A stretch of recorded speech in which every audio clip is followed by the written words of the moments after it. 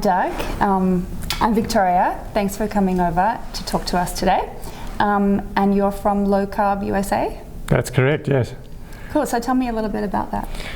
So basically, it all goes back in 2015 when I'm a long-time endurance athlete and thought I was bulletproof. I could eat anything I wanted and I never put on any weight. But in the late 40s, and I was starting to put on a couple of pounds each year, and not even really realizing it, but just feeling more and more like a slug, and thinking basically that I was just lazy, that I wasn't running enough, and that was why I was putting on this weight, And then literally So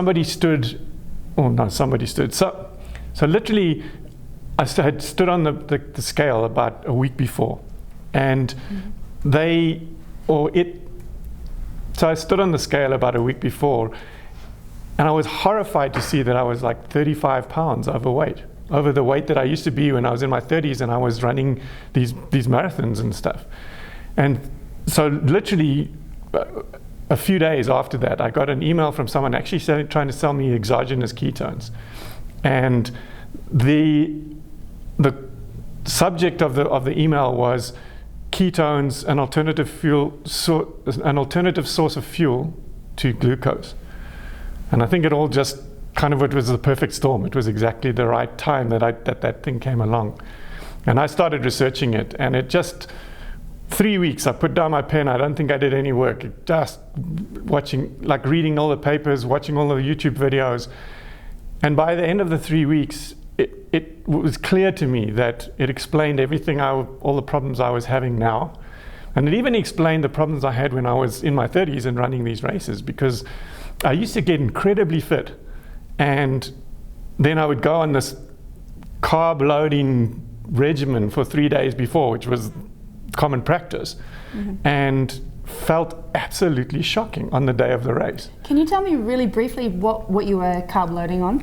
So it was pasta, spaghetti bolognese with as little bit of meat, but mainly the spaghetti, baked potatoes, a special high carb drink that was just a shocking amount of carbohydrates now that I look back on it.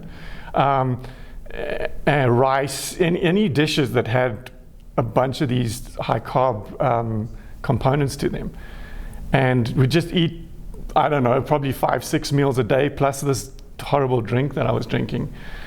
And it was toxic. And I was literally sick on the day of the race. And I felt like I've got 55 miles to run now up this mountain, and I can't even I feel like I can't even get to the corner.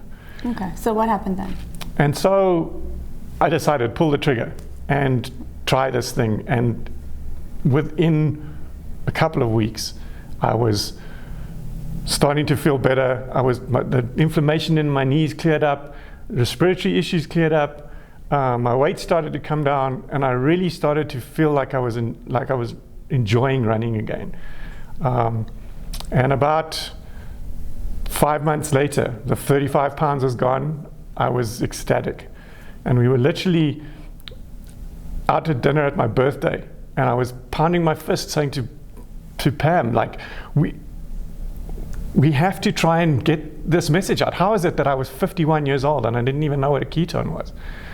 And so we wanted to try and do something. We had a lot of experience putting on conferences. I'd never been to a low carb conference, but I knew how to put on a conference. So that's my skill set. How can I use that to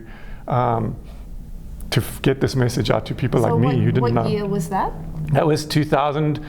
That was January 2016. Okay.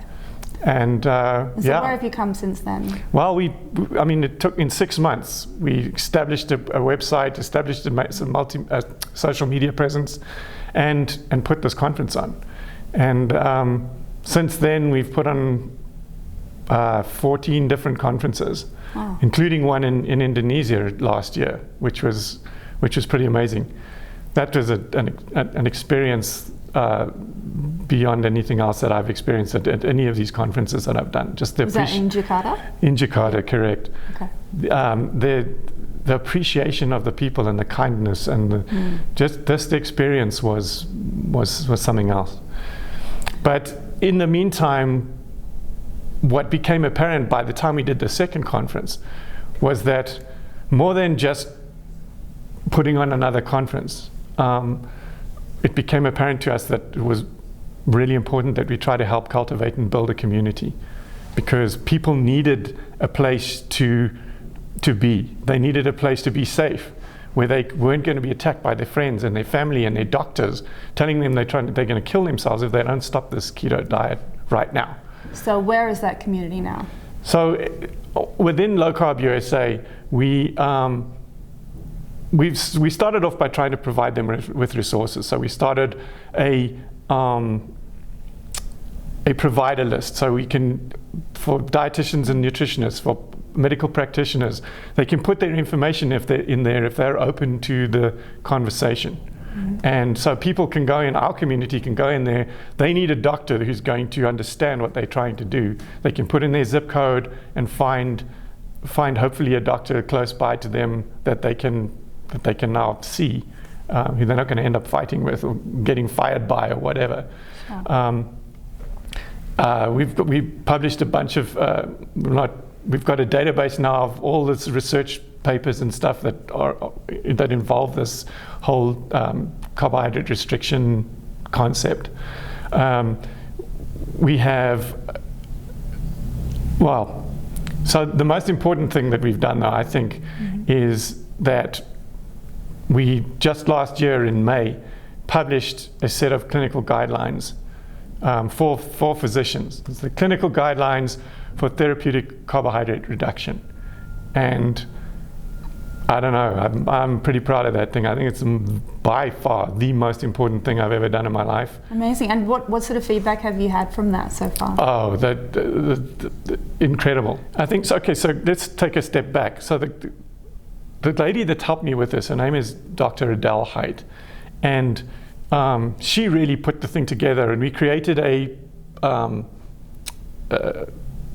panel of advisors of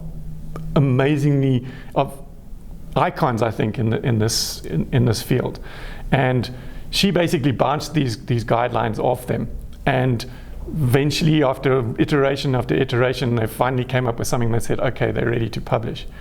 But something that she brought up to me when we first started talking about even doing this was the legal definition of standard of care, and it specifically states that standard of care is not what the doctors learn in college or in university. It's not some kind of set of guidelines, although they can contribute to it. The standard of care is what a set of physicians in a particular environment with similar training, what they agree is the correct thing to do in any particular situation. That is standard of care. It's an intangible thing. It's a consensus. Yeah, but part of the problem is that people haven't had that training. Correct. They haven't had it at all. And it's not, standard of care is absolutely not low carb.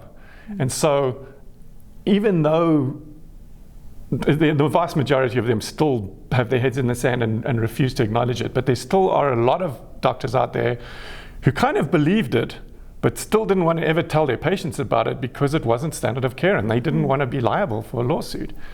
Now, with this community that we're building up, we've got and in the document is a statement of support. And at the end of it, it says, if you agree with this, add your information in. And we're creating a database now of all the physicians and practitioners that agree with this. And so we're sort of escalating the development of this consensus, because we actually have a database now that we can point to and say, here's all the, hopefully very soon, thousands of doctors who all agree with this. And has there been any criticism? You know what? For the guidelines, no. I haven't. And even when we've put out stuff on Twitter, I've put out statements about something low carb related, and you get the trolls and you get the haters, and they've always got to chip in with a comment. And I've put a lot of stuff out about the clinical guidelines, and we haven't, I don't remember ever seeing a negative comment about it up till this point. Not to say it's not ever going to happen, but I really feel like, and I think the secret is that we're not trying to fight with anybody. We're not trying to say we're right and you're wrong. What we're saying is that there is an alternative, or there needs to be an alternative. That the current standard of care is for carb eaters. And for us, for those of us who don't eat carbs or eat very little carbs, our metabolism has changed completely. And so therefore, certain things that apply to one group don't apply to us. So we're not saying you're wrong and we're right. We're just saying if you think that this might be something that you need to consider, either for yourself or if you're a practitioner for your patients, then you need to come and join our community, join the conversations and learn about it and see for yourself. Yeah, it's an option, and that's wonderful. Yeah. Well done. Thank you very much.